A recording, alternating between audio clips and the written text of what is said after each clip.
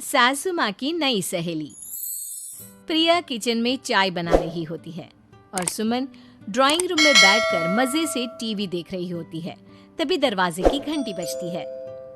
प्रिया, जरा देखना तो कौन आया है। देखती हूँ मम्मी जी। प्रिया दरवाजा खोलती है तो सामने पड़ोस वाली विमला आंटी खड़ी होती है।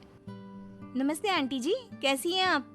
मैं तो बिल्कुल ठीक हूँ बेटा, पर तेरी सास को क्या हुआ है? आजकल कहीं दिखती ही नहीं है। जब देखो तब टीवी के आगे जमी रहती है। अंदर तो आइए आंटी। अरे ओ दीपक की अम्मा, कहाँ हो? अरे बिमला, आओ आओ, क्या बात है, बड़े दिन बाद याद आई तुम्हें मेरी। मैं तो हमेशा ही तुम्हें याद करती हूँ, पर तुम ही गायब रहती हो और आजकल तो बाहर भी नहीं आती जाती।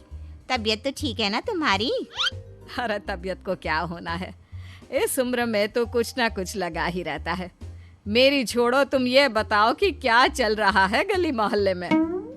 तुम गली मोहल्ले की छोड़ो, चल तो तुम्हारे पड़ोस में रहा है। तुम्हारी नई सहेली आई है। मेरी कौन सी नई सहेली? मैं तो यहाँ बस तुमसे बातचीत कर लेती हूँ या फिर बाजू वाली शर्मा की बहू से दो चार बातें कर लेती हूँ। इसीलिए तो कहा कि तेरी नई सहेली आई है। अब कोई पड़ोस में आया है तो बात तो होनी ही है। कम से कम इसी बहाने हमारा भी एक ग्रुप बन जाएगा। फिर सब मिलकर अपनी बहुओं की शिकायतें किया करेंगे। दोनों हंसने लगते हैं। तभी प्रिया चाय लेकर आती है और सामने टेबल पर रख देती है।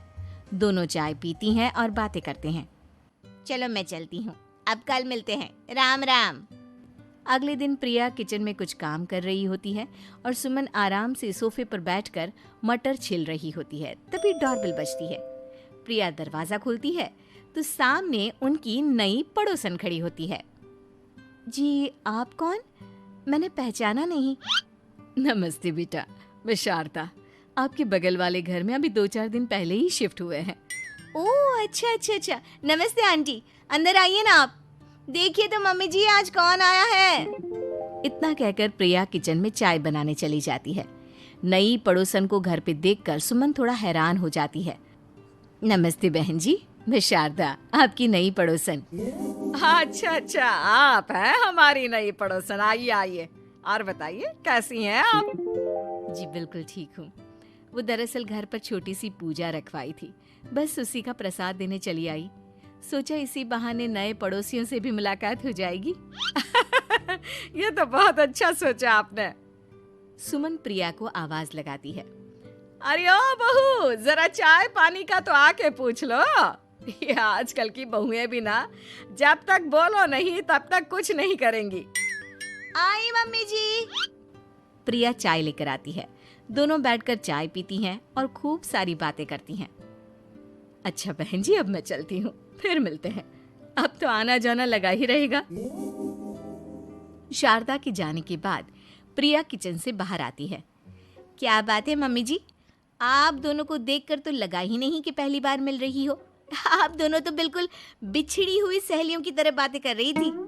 अरे जब दो औरतें मिल जाती है ना, तो बातें अपने आप ही निकल आती है।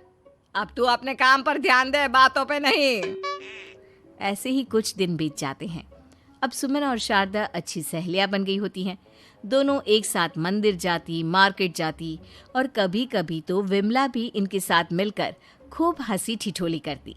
एक शाम तीनों बैठकर सुमन के घर पर चाय पी रही होती हैं कि तभी बहुत तेज बारिश शुरू हो जाती है। सुमन जोर से प्रिया को आवाज लगाती है। प्रिया, ओ प्रिया, देख कितनी तेज बारिश हो रही है। जाके छत से सारे कपड़े ले आ, नहीं तो सब भीग जाएंगे। सुमन 2 बार आवाज लगाती है लेकिन प्रिया का कोई जवाब नहीं आता।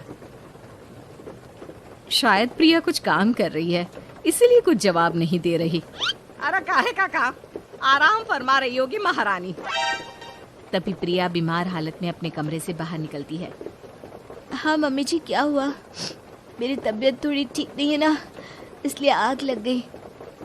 अरे सारे कपड़े भीग गए और तुझे सोने से फुर्सत नहीं है। सबके सामने सुमन के मुंह से ऐसी बातें सुनकर प्रिया उदास हो जाती है और छत से कपड़े उतारने चली जाती है। सुमन, ये क्या बात हुई? प्रिया ने बताया ना कि उसकी तबीयत ठीक नहीं, इसलिए उसकी आंख लग गई। तुम भी ना खामखा उसे सबके सामने सुना दिया। अरे आप नहीं जानती शारदा जी, कुछ बहुएं ना बहुत आलसी होती है, घर का एक काम नहीं करना चाहती। ऐसा नहीं है सुमन, तुम्हारी बहू तो बहुत प्यारी है, तुम्हारी सारी बात भी तो मानती है। हाँ सुमन, तुम प्रिया के बारे में ऐसा क्यों सोचती हो? मेरी भी दो दो बहुएं हैं, लेकिन मैं उन्हें अपनी बेटियों की तरह रखती हूँ। आखिर वो भी तो किसी की बेटियां ही है ना। और अगर तुम ऐसा ही व्यवहार करोगी तो एक दिन प्रिया भी तुम्हारे साथ ऐसा ही बर्ताव करेगी। शारदा और विमला की बातें सुनकर सुमन की तो बोलती बंद हो जाती है। वहीं प्रिया भी बाहर से सारी बातें सुन रही होती है। अरे मैं कोई उसकी दुश्मन थोड़ी ना हूँ, मैं भी उसकी माँ हूँ, लेकिन कभी कभी सास बनना पड़ता है, नहीं तो बहुएं हाथ से निकल जाती है। देखो सुमन, ये सब सोच का फर्क है। अगर तुम ये सोचोगी तो कभी प्रिया को अपनी बेटी नहीं बना पाओगी। इतना कहकर शारदा और विमला वहां से चली जाती हैं और सुमन अकेले बैठकर उनकी बातें सोचने लगती है। अगले दिन प्रिया और दीपक अपने कमरे में बैठकर बात कर रहे होते हैं और सुमन उनके कमरे के बाहर कुछ काम कर रही होती है और उन दोनों की बातें सुन लेती है। दीपक, तुम्हें पता है हमारे पड़ोस में जो शारदा आंटी है ना, बहुत अच्छी हैं। अच्छा, ऐसा क्या हो गया जो तुम्हें वो इतनी अच्छी लगने लग गई? कुछ खास नहीं, बस कल जब मम्मी जी मुझे सबके सामने सुना रही थी तो शारदा आंटी ने मेरा साथ दिया। मैं तो सच में हैरान ही रह गई थी जब उन्होंने मम्मी जी को मुझसे ऐसा बर्ताव करने के लिए मना किया। अच्छा, फिर क्या हुआ? होना क्या था, शारदा आंटी तो मम्मी जी को समझा ही रही थी कि बहू को भी बेटी की तरह ही रखना चाहिए, लेकिन मम्मी जी तो मम्मी जी है ना, उन्हें तो मुझ में हमेशा कमी ही दिखती है। काश मुझे भी शारदा आंटी जैसी सास मिली होती जो मुझे भी अपनी बेटी जैसी समझती। सुमन ये सब सुनकर बहुत उदास हो जाती है और वहां से चली जाती है। प्रिया की बातें सुमन के कानों में बार बार गूंज रही थी। उसे बहुत शर्मिंदगी महसूस हो रही थी कि उसने प्रिया के साथ बहुत गलत किया है। अगले दिन सुमन शारदा और विमला को बुलाती है। क्या बात है सुमन, आज तूने ऐसे अचानक क्यों बुलाया? सब ठीक तो है ना?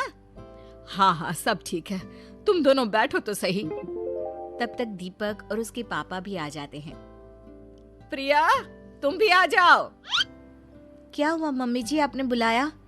हाँ प्रिया बेटा, मैं आज सबके सामने तुमसे माफी मांगना चाहती हूँ। मैंने आज तक तुम्हारे साथ बहुत बुरा व्यवहार किया है, लेकिन तुमने कभी भी मेरे साथ बुरा बर्ताव नहीं किया। मुझे अपनी गलती का एहसास हो गया है, हो सके तो मुझे माफ कर देना। प्रिया अपनी सास की बातें सुनकर हैरान हो जाती है। उसकी आंखों में आंसू आ जाते हैं। प्लीज मम्मी जी, आप मुझसे माफी मत मांगिए, मैं भी आपकी बेटी ही हूँ। वैसे एक थैंक यू तो मेरी नई सहेली को भी बनता है, जिसकी वजह से मुझे मेरी गलती का एहसास हुआ। शारदा बहन, आपका बहुत बहुत शुक्रिया जो आपने मेरी आंखें खोल दी। अरे क्या सुमन, तुम भी ना। तो फिर इसी बात पर चाय और पकोड़े हो जाए। हाँ हाँ, क्यों नहीं।